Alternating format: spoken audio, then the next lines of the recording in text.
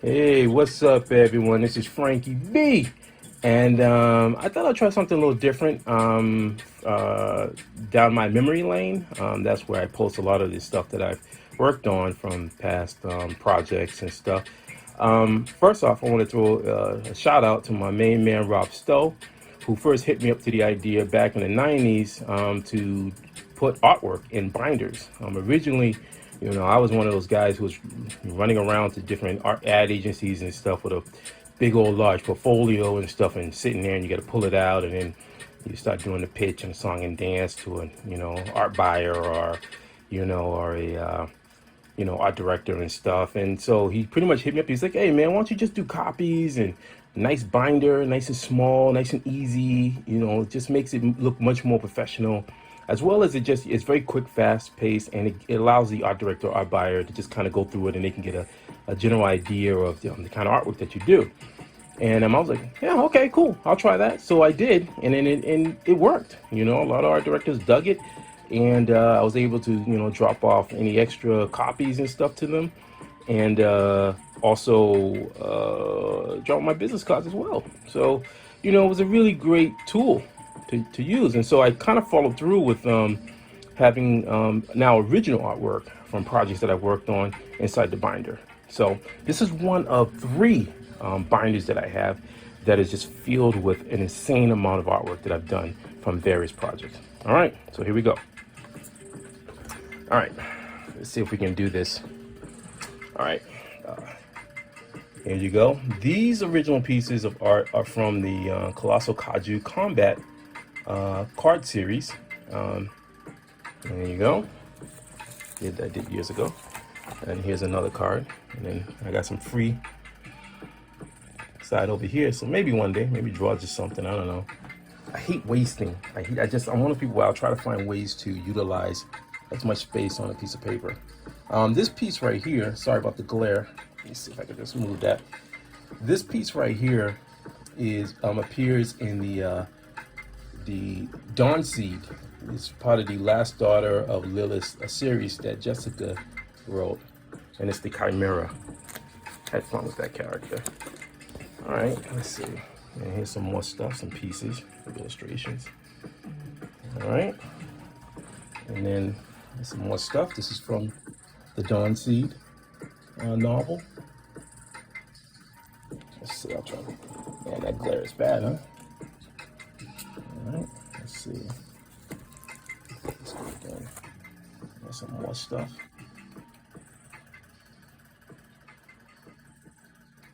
And then here we go. These are some more card art. I have to say, working on, there you go, maybe that'll help. Working on the Colossal Kaiju Combat really, it really tested my skills as an artist. Because I was literally working off of the descriptions that Simon was giving me based off of the characters that people sent them. So, I had, sometimes it was sketches, and some sketches weren't, they weren't that strong. So, I had to work from stuff and just kind of, try to make it exciting and adventurous as possible, and hopefully do justice to them, adding my own sort of twist to it. I'm somebody who I love a lot of action scenes and stuff like that, so I don't, one of the things I learned from advertising was that, you don't want too many floating heads. You got to put an environment in there, that's where advertising's kind of taught me how to, to make sure that there's a scene, a scenario that's being played out. Now, there's a lot of drawings in here. So this is mainly, all these are just mainly from, big bulk of these are from the Colossal Kaiju Combat. And I gotta admit also that, I'm just gonna flip through some more stuff, actually see if there's anything. Oh, here's some cool stuff. All right, here's something different. This is actually from the Kaiju Rising, I believe it's Kaiju Rising novel that I worked on. I think this is the Jersey Beast, Jersey Devil. That was a tricky one because I had to sort of, description I was sort of given was that it had to try to show these different moments of the Jersey Devil, in which you get a sense that it's growing bigger and bigger and bigger. So that's how I could do panel work. And then here's another one. This is one I really like too. I had a good time working on it. It was by Kane Gilmore 2 years ago. As you can see, I'm just hardcore traditional. I'm just gonna flip through some more. This is another cool one. That's from Kaji Combat. All right. Let's see. Oh, here's another one too. You know, I don't think people. Sorry about that. I didn't mean my finger, huh? Jeez, blocking the scene. All right. All right, this right here was a concept piece. Character was Mary Moon. Yeah, this was a concept. You know, I think somebody wanted to see how it would handle the character, and it was just a quick concept of a werewolf kind of thing, and nothing came of it. And that's what happens, you know. You learn to just, you know, there's a lot of times where there are pitches. This was another pitch for a project that, you know, I don't think it's gonna happen. But you know, I did some designs and stuff like that. It's just part of the, you know, the game of the art industry. You know, there's a lot of individuals out there who have concepts and dreams and stuff like that, and I get it. But you know, out of that percentage of people who have the dreams, there's such a small percentage who actually follow through and make it happen. Here's some card work. That's some card art that I did. That I was commissioned to do. I actually like these. Because again, I think that sometimes, you know, people may think that I only just draw kajus, and I love. Don't get me wrong, I love kajus and I love giant robots. But again, as a commercial illustrator, I've worked in the ad industry for years, and so you got to imagine I wasn't drawing giant robots and giant kajus. I was drawing like, you know, Dunkin' Donuts, Wendy's, Jiffy Lube. I even worked on Tampax. Yeah, I worked on a lot of. I had to draw trucks. I had to draw stuff that was, you know, just normal base things, which is I'm really glad that I did. Here was a banner piece of artwork that I did for a client. You know, and all these pieces right here are roughly 8.5 by 11 on Bristol. Oh, okay, sorry about that. This one's a little backwards. I'll turn this around. Yeah, I'm actually. I took this off of my the camera off of my camera holder just because trying to maneuver this big monster is crazy. And also, I just wanted to say is I had an accident with one of my binders a couple of months ago, and they all spilled out. And you know, because I was working on projects and stuff, I just started just throwing them back in. Once I got this big one, I just said, so there's a lot of stuff that's out of order.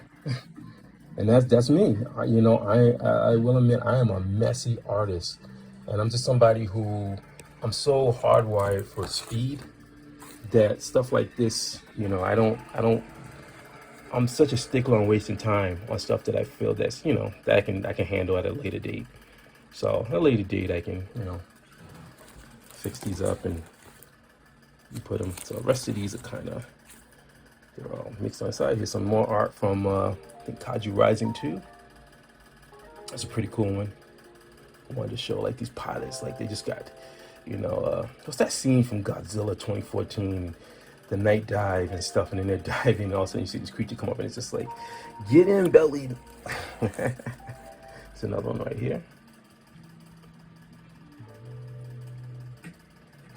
You know, it's weird. It's kind of cool because it's like this is me getting back to a little bit to when I used to do a lot of detail stuff for RPG gaming books and stuff.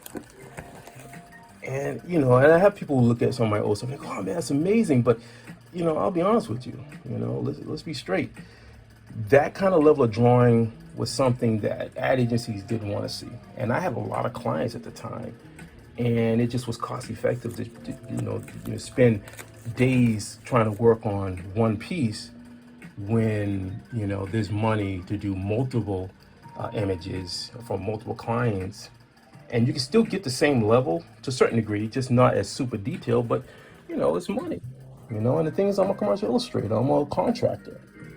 You know, I went to school to have a profession drawing and to make money drawing. So I don't make no bones about it, man. All right, here's some more. I mean, it's just a lot. Okay, here, I'll show this one right here because I like this one.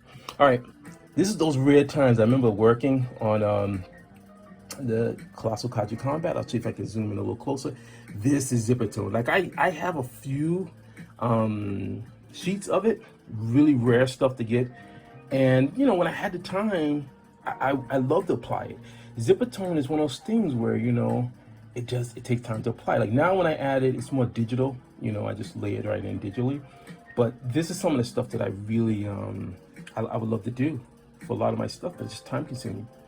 You know, I'm on a schedule. So, but the good thing about when I was working on the card set was that Simon gave me, like, you know, huge amount of time. Like he'd be like, yeah, 3 to 4, even 6 months sometimes.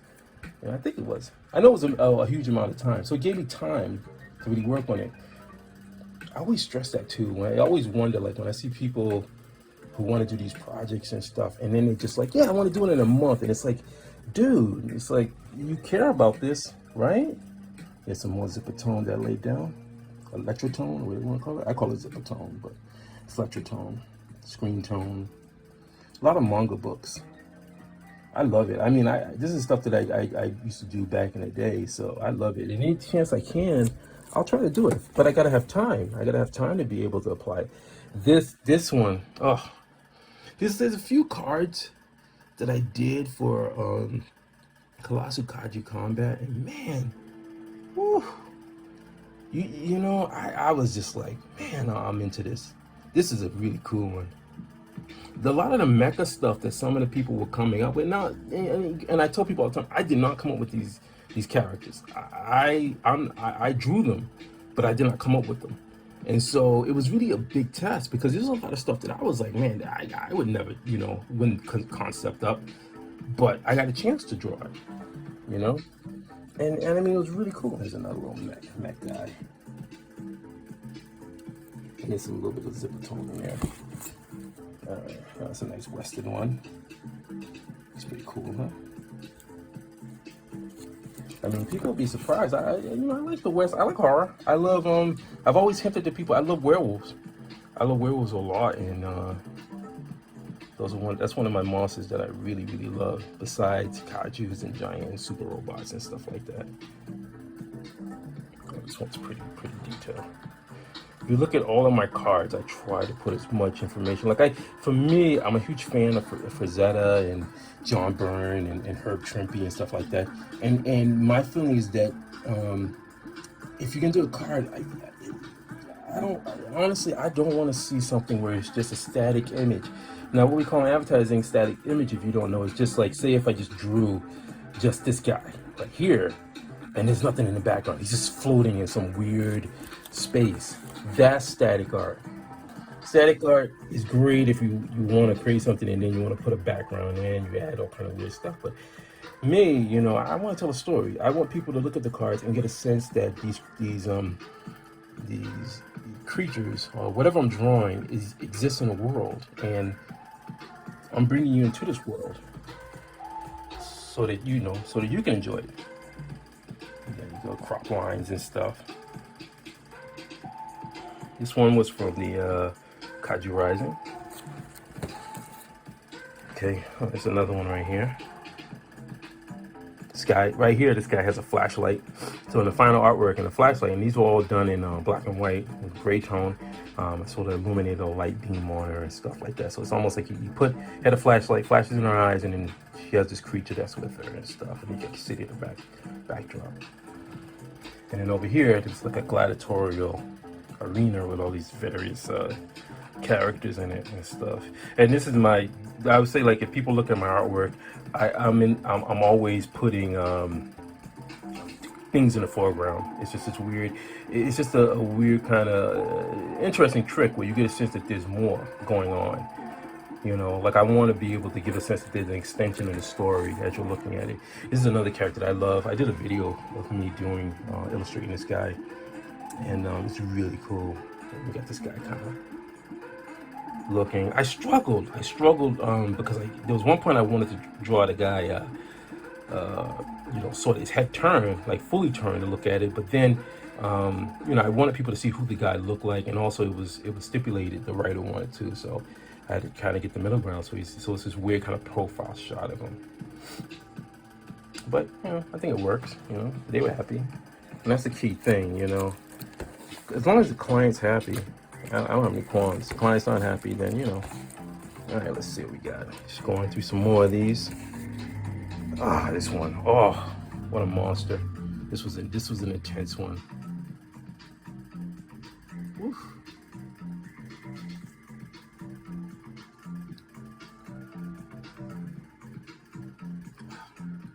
I gotta admit, I did enjoy drawing this guy. Yeah, it's pretty insane. And then there's like skulls and stuff in there, and then, like I said, once if I get into it, I get into it. I'm one of those kind of artists where there's another one too that I really enjoyed. And again, me applying electrotone, screen tone, zipper tone in there. And I try to do. And yeah, this is another thing. This is another calling card. If you've seen it in my work, I have this thing about helicopters.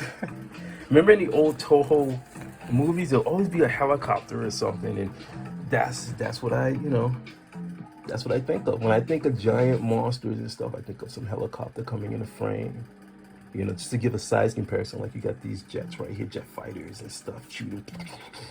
Sound effects, and I do make sound effects when I'm working. All right, here's something else that I did. This was me pitching to, I forgot the company. They were doing, was it for Toynami? Toynami. And they were doing the Shogun Warriors, and I learned that they had a comic book. So I was trying to pitch to them about like maybe possibly doing trading cards or even working on a comic book. And again, they saw the work, liked it, nothing came of it. And as you see, I used zipper tone in it. And I struggled because there wasn't a lot. I was trying to find as much information as I could on this character. Was it Pyramus? And the Shogun Warrior that they were working on. They had some other ones too that were really cool, but there wasn't a lot of visual information. And I hate. I'm one of those people where I'm a stickler. I hate having to think of how something is. I'd rather have the information. This is something that I worked on too for the author Tom Ring. It was a cover for his novel, The Red Racer. So again, I dug deep and had to unearth my years of working on GMC and trucks and vehicles and stuff like that. And I was like, all right, let me bust that out. Here's another page from, this is actually a copy, by the way, also. A copy of the actual cover. But I know I got the artwork somewhere in there. There you go, another helicopter. And some people running foreground. Yeah, this is a cool one too. This is from Kaiju Rising.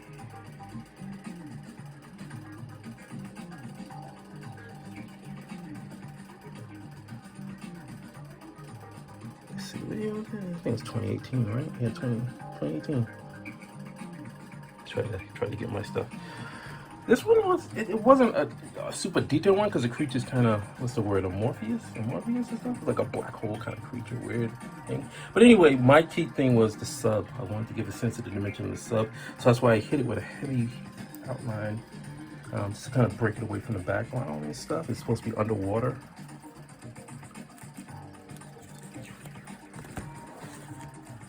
All right, let's see if there's any other different stuff in here. Oh, who are you? Oh, these are some characters from Jessica's novel, the last daughter of Lilith's series. This is Dawnseed. All right. And I always try to stress with people when you're doing character designs is that I say try to do turnarounds and whatever you can, as much information as possible. There's some more scenes that I did. So that, if the person who commissioned you to do it decides to get another artist to work on it, you want another artist to have the information to be able to work, to be able to work on your character and not have to create new stuff. It's like, I remember looking at the Marvel Universe, and when I looked at it, it was just like it was like the Bible of it. I was like, man, designs and stuff like that. I think it's so important That's one thing I learned too when I worked in my small stint working in animation. It's so important. These pages now are from Mech Age of Steel.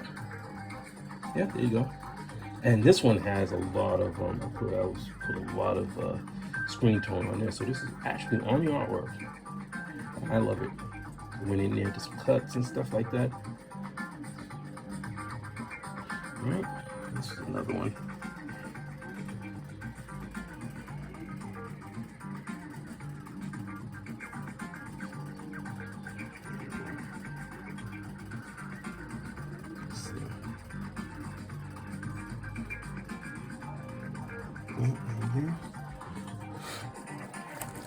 And now, mind you, this is all hand drawn. You know, the only digital stuff that I tend to do these days is the coloring, and I do that just again for clients and stuff like that because it's fast, it's efficient. But you know, I can still color with markers, and if I had to, watercolor too. But my strength is that you know I'm a traditional artist, and I work with pen and ink, and the hand is a fantastic tool. So I seeing some of my girls rug. Let's take it in. I love this one. Yeah, that was a crazy Mac, man. This one right here is really insane. This was a double page spread, which is sheer anarchy. It just has a lot of stuff going on. You know, this is the stuff that reminds me of when back in the day when I used to work on RPG books and stuff like that. Yeah, super detailed stuff.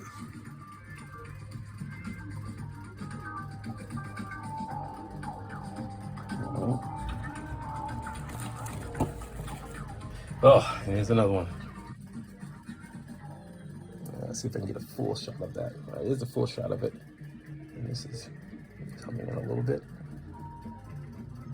And again, that screen tone and just my hand. I don't apologize for having I have a more organic feel toward robots because that's what I grew up with. You know, I love the rounded corners and stuff like that. You know, I can do the more angular, you know, square angle kind of stuff, but something about the more rounded designs for super robots and mechs really excites me. All right, okay, I can't show that one. That one isn't out yet. Okay, this is a piece that I just recently did for a contest. Unfortunately, I just got the notification that I did not win it, but that's okay. I'm glad I did it, you know. So this is for the Lake Michigan. I think it's Arrow Videos. But there he goes. And unfortunately, if you see the final piece, the zipper tone was done digitally. All right, so, and I think that's it for now. So, all right, I hope you guys enjoyed this, and I'll definitely be showing some more.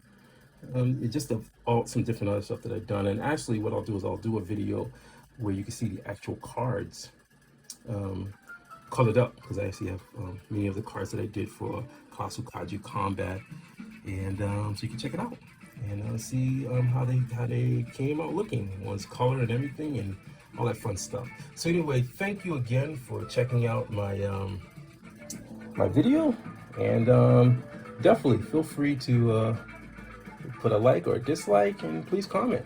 You know, hopefully these kind of videos will inspire you to do your thing, be creative, and if you got stuff, to show it. All right, take care and peace.